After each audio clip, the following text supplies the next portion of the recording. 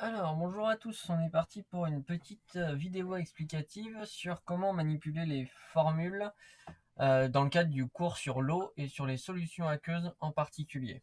Alors, la première chose à faire avant de se lancer là-dedans, c'est de reprendre les différentes formules dont on va avoir besoin. Donc, je les ai mises ici. Ici, on a la formule pour la concentration massique qui nous dit que la concentration massique, Cm égale M sur V. Ici, on a la concentration molaire, C égale N sur V et la concentration et la quantité de matière n égale petit m sur grand M. Alors la première chose à faire, c'est de comprendre déjà ce que veulent dire ces petits triangles que j'ai faits. Ces petits triangles, ils sous-entendent que ici on pourrait mettre un fois et ici ou ici on pourrait mettre un divisé. Si c'est au-dessus, ici donc même principe, ici on a comme un fois et ici on a comme un divisé. Hop, et pareil ici on a comme un fois, ici on a comme un divisé. Ensuite, c'est bien beau d'avoir les formules comme ça, mais il faut surtout savoir ce que veulent dire toutes les lettres. Donc ça, tout ce qu'il y a là, c'est une chose à absolument connaître, sinon c'est pas possible. Si vous ne connaissez pas ça, vous ne pourrez pas faire les exercices demandés. Donc, il faut savoir, M c'est la masse en grammes, Cm c'est la concentration massique en grammes par litre, V c'est le volume en litres, C c'est la concentration molaire en mol par litre, N c'est la quantité de matière en mol, et grand M c'est la masse molaire en grammes par mol. Et à partir du moment où vous connaissez ça, même dans l'éventualité où vous savez plus exactement ce que ça veut dire, ce que ça représente, qu'est-ce que c'est qu'une mole, etc., vous pouvez quand même faire les exercices. Et on va passer tout de suite au premier exemple pour vous le montrer. Donc le premier exemple que j'ai là, exemple 1, on dispose d'une masse de sel de table chlorure de sodium de 4 grammes. On dissout ces 4 grammes dans 125 ml d'eau. Calculez la concentration massique de la solution obtenue.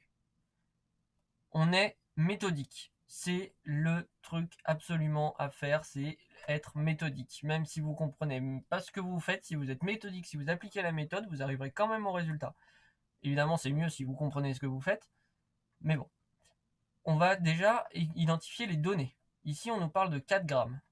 Ici, on nous parle de 125 ml d'eau. Et donc ça, c'est ce qui nous est donné. Donc, une fois qu'on les a surlignés, on pointe ce que c'est. Ça, ici, c'est une masse. Ce sera donc la lettre petit m. Ça, c'est des millilitres, c'est un volume. Et ce sera donc la lettre grand V. On passe en revue les unités. La masse, on a vu juste avant. On regarde, ça, ce que j'ai noté là juste avant. Quand vous êtes en devoir ou quand vous avez un exercice, il faut que vous ayez ça sous les yeux. Donc soit on est en cours, vous avez fait des exercices, vous avez votre cours à côté de vous et vous avez ça à côté de vous. Soit on est en contrôle et la première chose que vous faites en rentrant dans la salle du contrôle, une fois que vous avez vos feuilles devant vous, c'est que vous prenez une feuille de brouillon et vous recopiez ça sur votre feuille de brouillon. C'est capital. Si vous faites pas ça, c'est la tôle assurée. Donc j'ai ça sous les yeux, je peux vérifier la masse c'est des grammes, le volume c'est des litres. Donc je possède volume en litres. Là je vois tout de suite, volume en litres, là j'ai des millilitres, ça va pas. Donc tout de suite je m'occupe de faire la conversion. Je sais pas, ça se trouve ça servira à rien, mais j'ai remarqué qu'il y a un problème d'unité là, donc je fais la conversion. Donc 125 millilitres.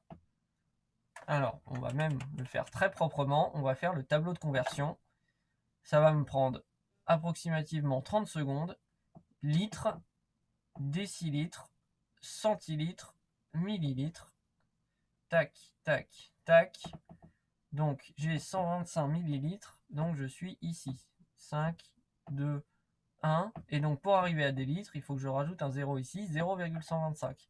Donc je réécris en dessous, c'est 0,125 litres. Tout ça, ça doit absolument apparaître sur votre brouillon.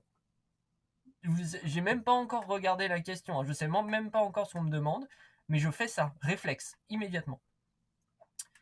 Je me suis occupé de ce qu'on m'avait donné, je me suis occupé de convertir les unités qui n'allaient pas. Je vais regarder quand même, au bout d'un moment, ce qu'on me demande. Calculer la concentration massique. Donc ce que je cherche, c'est... Alors je vais même le mettre dans une autre couleur pour montrer que c'est ce que je cherche. En vert, c'est la concentration massique. Donc la concentration massique, je reviens en arrière sur ma page si j'ai oublié. Concentration massique, c'est Cm. Donc je note, c'est Cm en grammes par litre. Maintenant, je reprends mes formules.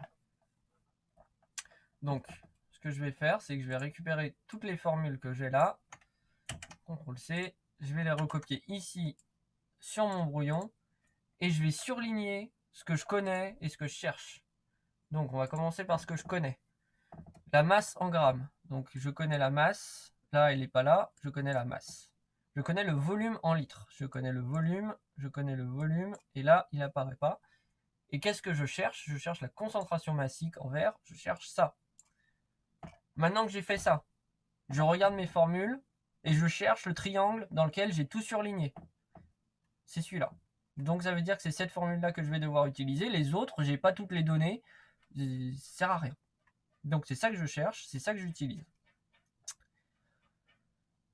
Je cherche CM et j'ai M et GV. Donc je vais cacher ici ça. Donc et ce qui me reste de visible après avoir caché le CM, c'est M sur V. M divisé par V. Donc je réécris ma formule que je viens d'identifier. La formule que je viens d'identifier, ça va être CM est égal à M divisé par V. Maintenant, je vais chercher les valeurs dans mon énoncé, que j'ai tout surligné. Donc CM, c'est ce que je cherche, donc évidemment, je n'y touche pas. M, je reprends mon énoncé, je regarde ce que j'ai surligné. Ah, M, il est là. Donc M, c'est 4. Et ensuite, pour le V, je cherche ici, V 125. Ah oui, mais j'avais vu tout à l'heure que ce n'était pas la bonne unité. J'avais converti 0,125. 0,125. Je vais taper ça à ma calculatrice, qui est là. Donc je me mets bien en mode run. Et je fais 4 divisé par 0,125. Exé 32. 32.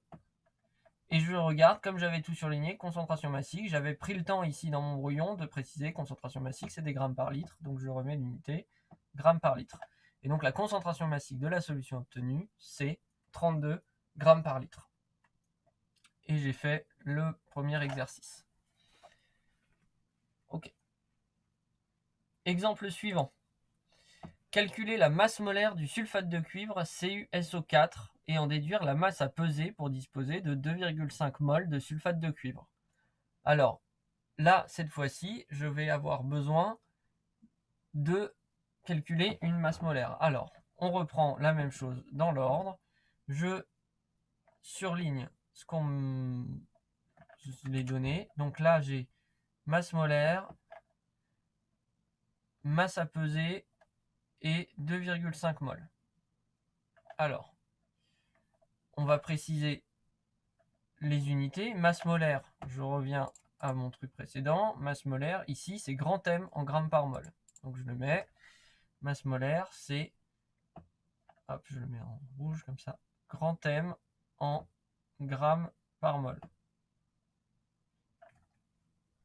Ensuite, la masse. Alors, je reviens en arrière. Masse en grammes. Ok. Donc, masse, c'est petit m en grammes. Ça n'a pas changé depuis tout à l'heure. Et 2,5 mol.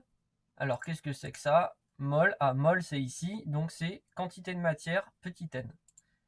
Donc, ici, c'est petit n. Et l'unité, c'est les mols. On l'a déjà dit. Ensuite, je regarde un petit peu ce qu'on me demande. On me demande, en fait, de calculer la masse molaire. Ça c'est ce qu'on me demande en premier. Calculer la masse molaire, quand vous voyez ça, vous devez tout de suite penser tableau périodique des éléments. Donc là, ce que je vais faire, comme j'ai une calculatrice un peu sympathique, normalement, ici, là, pof, dans ma calculatrice, j'ai un tableau périodique. En classe, vous aurez le tableau périodique plastique sous les yeux. Mais toujours est-il que là, je l'ai. Donc, calculer une masse molaire. Pour rappel, la masse molaire d'une molécule, une molécule, c'est un ensemble d'atomes.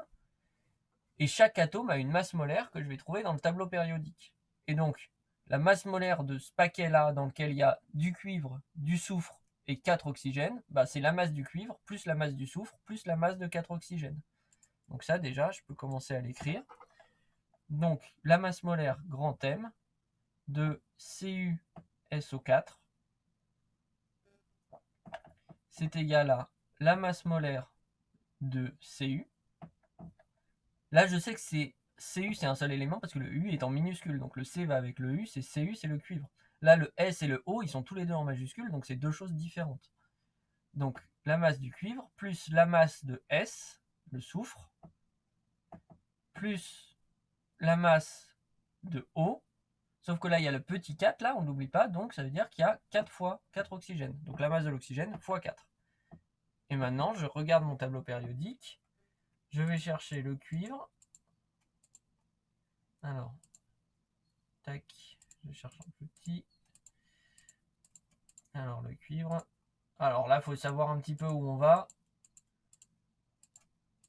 Voilà, il est ici. C'est 63,546. Donc 63,546. Plus la masse du soufre. Là, pareil, je sais où je vais. Moi, je sais où chercher, donc ça va plus vite. Mais la masse du soufre, 32,06. Donc 32,06. Et la masse de l'oxygène, je vais la chercher, mais celle-là, je la connais par cœur. 15,999. Là, on va arrondir à 16 fois 4. J'ai plus qu'à réaliser mon calcul. Donc je retourne dans le menu de ma calculatrice, je reviens dans le mode de calcul et je tape 63,546 plus 32,06 plus 16 fois 4. 159,606. Donc la masse molaire du cuivre, c'est 159,606. Ah zut, j'ai oublié l'unité, je regarde ce que j'ai fait sur mon brouillon, grammes par mol. Grammes par mol.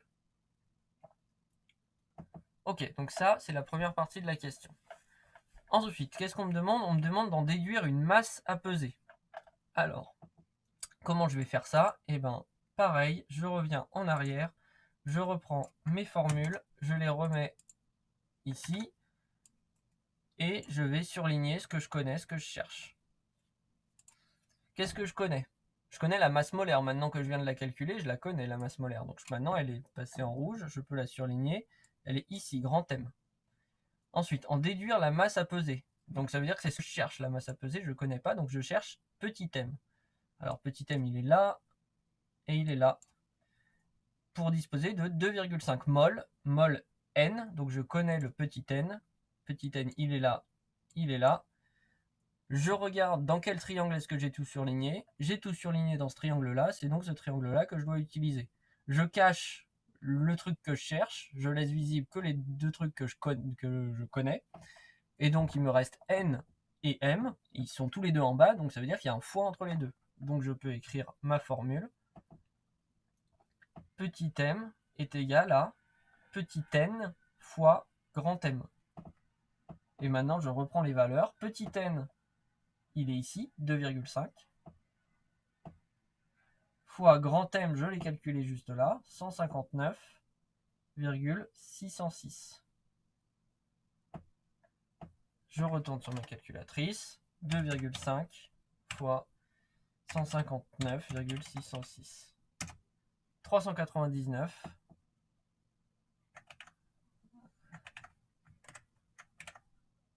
Pardon. Hop. Hop. 399,015. Quelle est l'unité? Zut, c'est un petit m, donc je vais regarder ce que j'ai écrit là. Petit m, c'est des grammes.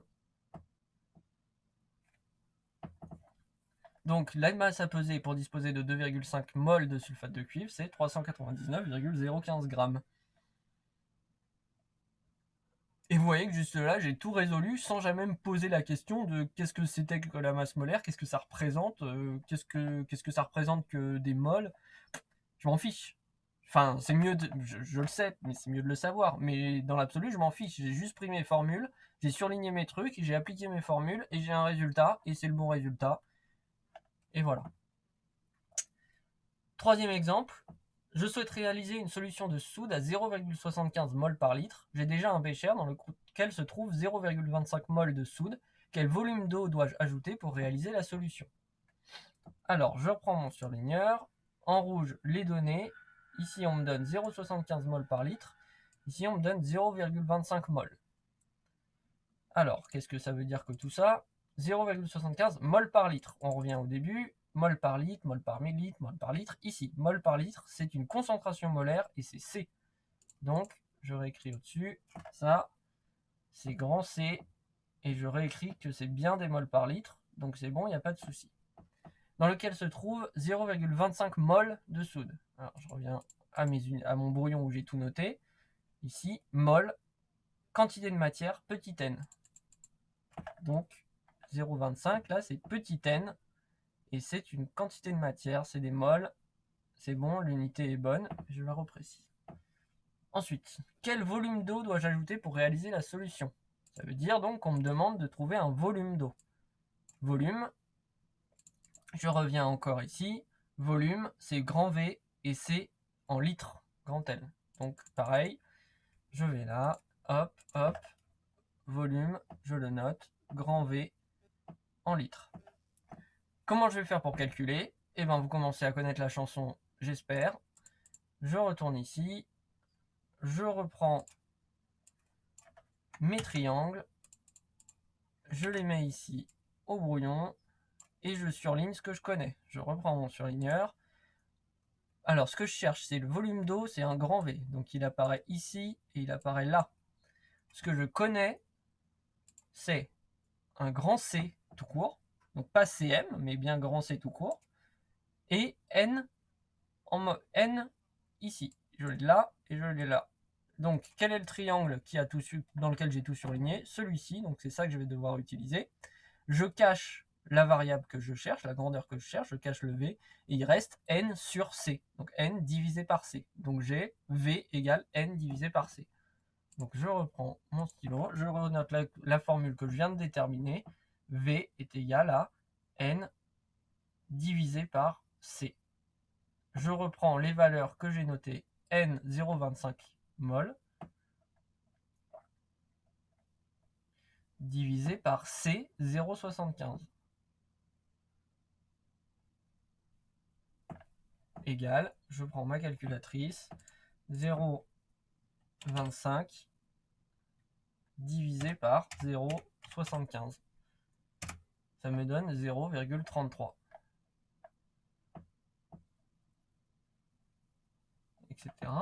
Donc là, l'arrondi, hein, c'est bien un 3 que je garde, parce que le nombre d'après, c'est un 3, c'est plus petit que 1. Et je regarde l'unité, ici, que j'ai noté, volume, ça doit être en litres.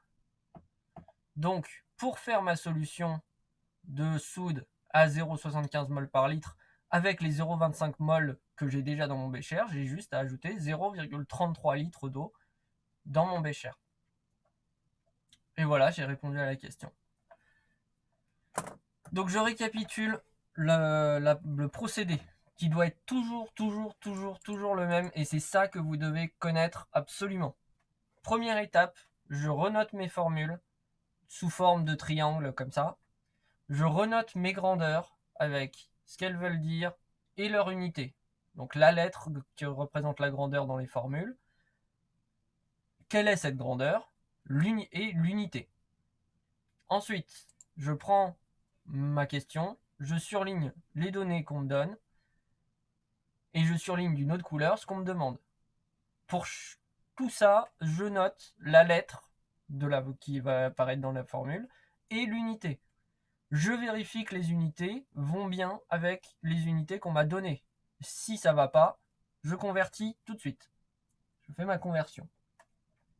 Une fois que j'ai tout identifié et que j'ai tout mis dans les bonnes unités, je reprends les triangles que j'ai notés au brouillon et je surligne dans les triangles ce que je connais et ce que je cherche. Une fois que j'ai surligné ce que je connais et ce que je cherche, normalement, il y a un seul triangle dans lequel vous aurez fait le bingo, dans lequel vous aurez tout surligné. C'est ce triangle-là que vous utilisez. Vous cachez ce que vous cherchez pour pouvoir déterminer la formule. Vous recopiez la formule et vous remplacez les lettres par les valeurs que vous avez surlignées dans l'énoncé. Vous faites le calcul, vous avez la réponse et vous avez gagné. Bravo. Voilà. Donc il faut absolument s'entraîner à ça, il faut absolument connaître cette méthode par cœur et il faut absolument faire l'effort de faire cette méthode en entier. Il n'y a pas de raccourci, il n'y a pas de je vais trouver direct la réponse, il n'y a pas de je sais pas où je vais donc je commence pas et je jette ma feuille tout de suite. On applique la méthode et vous verrez, si vous appliquez la méthode point par point, étape par étape, vous arriverez au résultat forcément.